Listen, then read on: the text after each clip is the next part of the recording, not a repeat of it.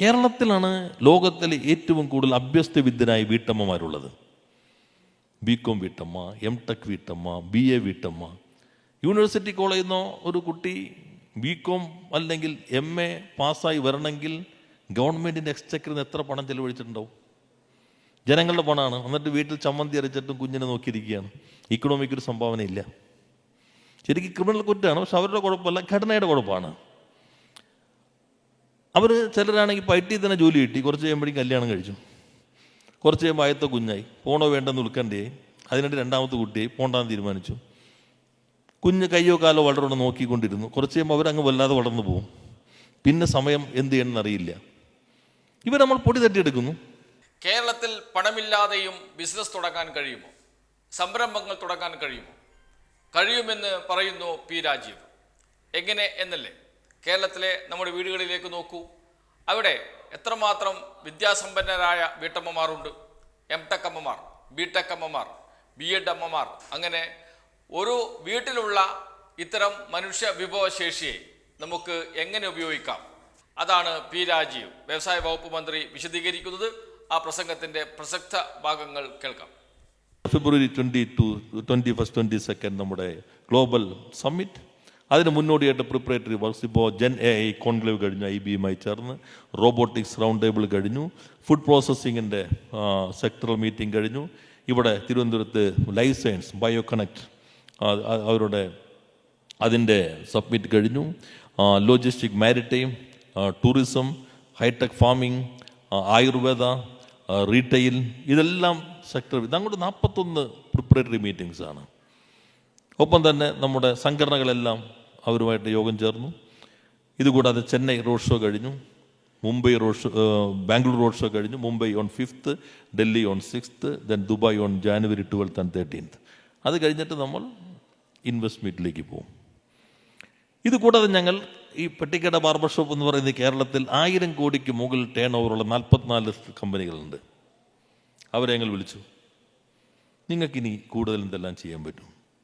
What you expect from the government? അപ്പോൾ അവർ അഭിപ്രായങ്ങൾ പറഞ്ഞു.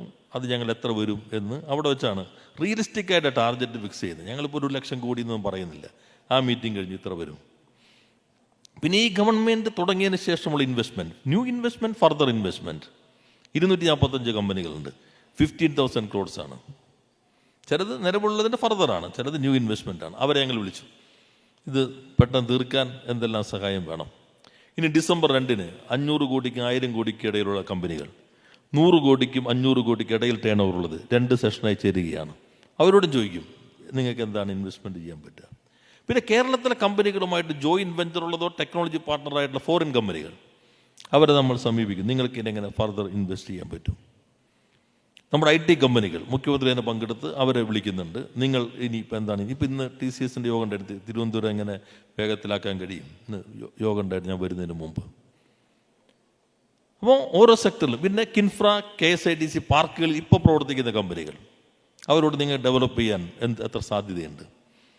അപ്പോൾ വലിയ ബിഗ് ഇൻവെസ്റ്റ്മെൻറ്റ് മാത്രമല്ല, നമ്മുടെ ഇൻഡസ്ട്രിയൽ പാർക്കുകളിൽ പ്രവർത്തിക്കും. ഞാൻ കഴിഞ്ഞ ദിവസം ചേലക്കര പോയപ്പോൾ അവിടെ നിന്നാണ് ഫ്രാൻസിലേക്ക് ഈ എർത്ത് മെറ്റീരിയലും കോപ്പർ ബ്ലെൻഡായിട്ടുള്ള റോഡ് അയക്കുന്നത്. ഫ്രാൻസിലേക്ക്, ചേലക്കര ഗ്രാമമാണല്ലോ, അവിടെ നിന്ന് അയക്കുന്നത്. അവിടെ ഞാൻ കണ്ടപ്പോൾ റബ്ബർ ബാൻഡ് ഉണ്ടാക്കുന്ന കമ്പനി 3 കോടി ഇൻവെസ്റ്റ്മെൻറ്റേ ഉള്ളൂ. പക്ഷെ നാച്ചുറൽ റബ്ബർ, കളറില്ലാത്തത്, റബ്ബറിൻ്റെ കളർ എടുത്ത് തന്നെ ഉള്ളത്, കേരളത്തിലെങ്ങും ഇല്ല. ഇങ്ങനെ കുറേ കമ്പനികളുണ്ട്.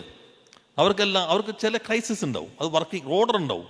വർക്കിംഗ് ക്യാപിറ്റൽ ചിലപ്പോൾ വലിയ ഓർഡർ വരുമ്പോൾ പെട്ടെന്ന് ബാലൻസ് നമ്മൾ സപ്പോർട്ട് ചെയ്യാം. അതുകൊണ്ട് ഇൻഡസ്ട്രിയൽ പാർക്കുകളിലുള്ള കമ്പനികൾ അവരെല്ലാം ഞങ്ങൾ ഓരോ ടീം അവരുമായി സന്ദർശിച്ചുകൊണ്ടിരിക്കുക, അവർ സംസാരിച്ചുകൊണ്ടിരിക്കുകയാണ്. നിങ്ങൾക്കിനി എന്താണ് ഫർദർ ഇൻവെസ്റ്റ്മെൻറ്റ്സ്? അപ്പോൾ as A team government and the investor community work ചെയ്യുന്നു. ട്രേഡ് യൂണിയൻസായിട്ട് സംസാരിക്കുന്നു. ഇയർ ഓഫ് ഇൻവെസ്റ്റ്മെൻറ്റ് തുടങ്ങുന്നതിന്, ഇയർ ഓഫ് എൻ്റർപ്രൈസസ് തുടങ്ങുന്നതിന് മുമ്പ് അവരുമായി സംസാരിച്ചു. ചെറിയ സ്ഥാപനങ്ങളാണ്. അവർ പിടിച്ചു നിൽക്കുന്നവരെ നിങ്ങൾ പുതിയ ആവശ്യങ്ങൾ വയ്ക്കരുത്. അവരെല്ലാവരും അംഗീകരിച്ചു. Year of enterprises, now we are moving two year of investments. ആദ്യത്തെ 3 വർഷം ഇയർ ഓഫ് എൻ്റർപ്രൈസസ്, ചെറിയ സംരംഭങ്ങൾ, ചെറുത്.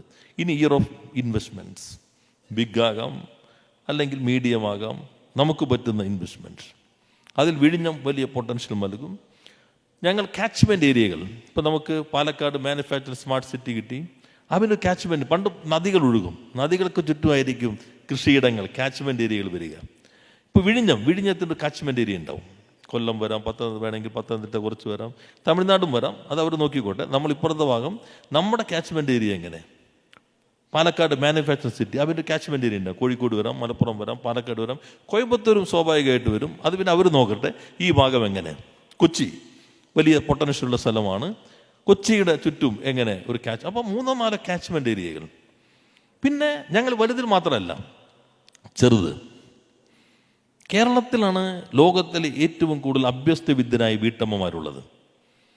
BCom വീട്ടമ്മ, MTech വീട്ടമ്മ, BA വീട്ടമ്മ. യൂണിവേഴ്സിറ്റി കോളേജിൽ നിന്നോ ഒരു കുട്ടി BCom അല്ലെങ്കിൽ MA പാസ്സായി വരണമെങ്കിൽ ഗവൺമെൻറ്റിൻ്റെ എക്സ്ചക്കറിൽ നിന്ന് എത്ര പണം ചെലവഴിച്ചിട്ടുണ്ടാവും? ജനങ്ങളുടെ പണമാണ്. എന്നിട്ട് വീട്ടിൽ ചമ്മന്തി അരച്ചിട്ടും കുഞ്ഞിനെ നോക്കിയിരിക്കുകയാണ്. ഇക്കണോമിക്കൊരു സംഭാവന ഇല്ല. ശരിക്കും ക്രിമിനൽ കുറ്റമാണ്, പക്ഷെ അവരുടെ കുഴപ്പമല്ല, ഘടനയുടെ കുഴപ്പമാണ്. അവർ ചിലരാണെങ്കിൽ ഇപ്പോൾ IT തന്നെ ജോലി കിട്ടി, കുറച്ച് കഴിയുമ്പോഴേക്കും കല്യാണം കഴിച്ചു, കുറച്ച് കഴിയുമ്പോൾ ആയത്തെ കുഞ്ഞായി, പോണോ വേണ്ടെന്ന് ഉൾക്കണ്ടയായി, അതിനിടെ രണ്ടാമത്തെ കുട്ടിയായി, പോണ്ടാന്ന് തീരുമാനിച്ചു. കുഞ്ഞ് കയ്യോ കാലോ വളരണം നോക്കിക്കൊണ്ടിരുന്നു. കുറച്ച് കഴിയുമ്പോൾ അവരങ്ങ് വല്ലാതെ വളർന്നു പോകും. പിന്നെ സമയം എന്ത് ചെയ്യണമെന്ന് അറിയില്ല. ഇവർ നമ്മൾ പൊടി തട്ടിയെടുക്കുന്നു. നിങ്ങളുടെ BCom ഞങ്ങൾ ടാലി പഠിപ്പിക്കാം, പുതിയ ടൂൾസ് പഠിപ്പിക്കാം. നിങ്ങൾ വേറെ BA ആണോ, ഇംഗ്ലീഷാണോ, നിങ്ങളുടെ ഇംഗ്ലീഷ് ഒന്ന് പുതുക്കിയെടുക്കാം.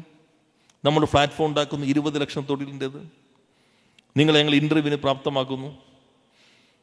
കിട്ടണമെന്നില്ല, കിട്ടിയില്ലേ, എന്തുകൊണ്ട് കിട്ടിയില്ല, വീണ്ടും ഞങ്ങൾ നിങ്ങളെ സഹായിക്കാം.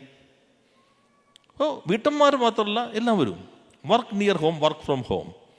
കേരളത്തിൽ 2500-3000 സ്ക്വയർ ഫീറ്റുള്ള എത്രയോ വീടുകളുണ്ട്. എത്ര സ്ഥലം ഉപയോഗിക്കുന്നു? ബാക്കി സ്ഥലം നിങ്ങൾ ഒരു മുറി എടുത്തോളൂ. ഇപ്പം ഞങ്ങൾ പുതിയ ചട്ടം കൊണ്ടുവന്നു, വീട്ടിലും നിങ്ങൾക്ക് ലൈസൻസ് നൽകാം. 5 HP വരെ മോട്ടറാണെങ്കിൽ, ഇലക്ട്രിസിറ്റി ആണെങ്കിൽ കുഴപ്പമില്ല, ലൈസൻസ് നൽകാം. ഈ ഒരു മുറി നിങ്ങൾ എടുത്തോളൂ, 2 കമ്പ്യൂട്ടർ ഇട്ടോ. ഇപ്പുറത്തുള്ള BCom കാര്യങ്ങൾ അവിടെ ഇരുന്നോ. അവിടെ ഇരുന്നിട്ട് അവർ അമേരിക്കൻ കമ്പനിയുടെ, യൂറോപ്യൻ കമ്പനിയുടെ ഫിനാൻസ് നോക്കിക്കോളൂ. ഭയങ്കര ഷോർട്ടേജാണ് ഇപ്പോൾ ഫിനാൻസ് മേഖലയ്ക്കകത്ത്, ടാക്സ് മേഖലയിൽ, വിദേശ കമ്പനികളിൽ. അവരെ നമ്മൾ പരിശീലിപ്പിച്ചെടുത്ത് വീട്ടിൽ നിന്ന് ചെയ്യട്ടെ. വിഴിഞ്ഞം വരുന്നു, ഒരു മാനുഫാക്ചറിങ് ക്ലസ്റ്റർ വരുന്നു. ഇപ്പുറത്തെ വീടുകളിൽ ചെറിയ ഇലക്ട്രോണിക്സ് സാധനങ്ങൾ അസംബിൾ ചെയ്യാം, അല്ലെങ്കിൽ ചെറിയ ഫുഡ് പ്രോസസ്സിങ് ചെയ്യാം. ഓരോ വീട്ടിലും ഓരോ സംരംഭം കൊണ്ടുവരാം. അപ്പോൾ സൂക്ഷ്മം മുതൽ വലുത് വരെ, നോളജ് ഇൻഡസ്ട്രി വരെ. ഇതാണ് കേരളത്തിന് പറ്റുന്നത്. നമ്മൾ വല്ലാതെ പൊല്യൂട്ടിങ് ഇൻഡസ്ട്രി, അത് നമുക്ക് പറ്റില്ല. നമ്മുടെ യാഥാർത്ഥ്യം എന്താണ്, എന്താ നമ്മുടെ കുറവ്, എന്താ നമ്മുടെ കരുത്തിനെ എങ്ങനെ ഉപയോഗിക്കാം, എങ്ങനെ ഭാവി തലമുറയെ നമുക്ക് ഇവിടെ തന്നെ നിർത്താം. ഞാൻ പറയുന്നു, ഈ ഡയറക്ഷൻ നമ്മൾ പോയാൽ കേരളത്തിലെ കുട്ടികൾ ഭാവിയിൽ എങ്ങും പോവില്ല, അവരിവിടെ തന്നെ ജോലി ചെയ്യും. എന്നോട് ആദ്യം ഒരു ചാനൽ ഇൻ്റർവ്യൂവിൽ വന്നു, അല്ല മറ്റവരെ വിമാനം പിടിച്ച് കൊണ്ടുപോയല്ലോ, നിങ്ങൾക്ക് എന്ത് തോന്നുന്നു? ഞാൻ പറഞ്ഞു, ഞങ്ങൾക്ക് ഒന്നും തോന്നുന്നില്ല. വിമാനം പിടിച്ച ആളുകൾ ഇങ്ങോട്ട് വരുന്നൊരു സാഹചര്യം ഞങ്ങൾ ഉണ്ടാക്കും. നമ്മൾ വിമാനം കൊടുക്കേണ്ട, എയർപോർട്ടിൽ നിന്ന് ഒരു കാറ് കൊടുത്ത് ഒരാൾ മുതലാളിയെ ഒരു ഇൻവെസ്റ്റർ കൊണ്ടുവന്നാൽ ഒരാഴ്ച ചർച്ച അതായിരിക്കും നമ്മുടെ നാട്ടിൽ. മറ്റൊരു വിമാനം കൊടുത്ത് ആളെ കൊണ്ടുപോയാൽ അത് വളരെ മഹത്തരമായത് ഇവർ പറയുകയും ചെയ്യും.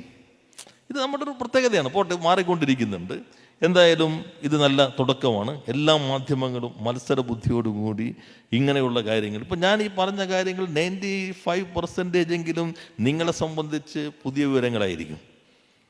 അതിന് കാരണം ഈ കണക്ട് കുറയുന്നുണ്ട്. ഞങ്ങൾ എല്ലാ സോഷ്യൽ ഹാൻഡിലുകൾ ഉപയോഗിക്കുന്നുണ്ട്, എങ്കിൽ പോലും കുറേ കൂടി പ്രിൻ്റ് മീഡിയ, വിഷ്വൽ മീഡിയയിൽ വന്നാൽ കുറേ കൂടി റീച്ച് ഉണ്ടാവും. ഇതാണ് കേരളം. കഴിഞ്ഞ ദിവസം കിരടായി ഒരു യോഗം ചേർന്നു. അവർ പറഞ്ഞു, ഇനി ഞങ്ങൾ കേരളത്തിൻ്റെ പോസിറ്റീവ് മാത്രമേ പറയുള്ളൂ. എന്തെങ്കിലും കുഴപ്പമുണ്ടെങ്കിൽ ഞങ്ങളുടെ അടുത്ത് പോരെ. ഞങ്ങളവിടെ പറഞ്ഞു, നിങ്ങൾ ശരിയാ, ഞങ്ങൾ ക്ഷമിക്കും. ഇനി ഞങ്ങൾ പ്രത്യേകം നോക്കില്ല. ഇപ്പം ഇദ്ദേഹം വരുന്നു, ഇദ്ദേഹത്തിന് പ്രശ്നമുണ്ട്, അദ്ദേഹത്തെ സഹായിക്കില്ല, ഞങ്ങൾ ആ പ്രശ്നത്തെ പരിഹരിക്കും. ഇതാണ് ചട്ടങ്ങൾ വരുത്തിയിട്ട് ഭേദഗതികൾ. ഓരോ ദിവസവും ഞങ്ങൾ എടുക്കുന്നത് ഓരോന്നും അങ്ങനെയാണ്. പ്രശ്നം വരുമ്പോൾ ഞങ്ങളെ സമീപിക്കാൻ പറ്റാത്ത ആളുകളുണ്ടോ, സമാന പ്രശ്നമായി. അപ്പോൾ അതിന് ചട്ടം മാറണോ, ഞങ്ങൾ റെഡി. നിയമം മാറണോ, അതും റെഡിയാണ്.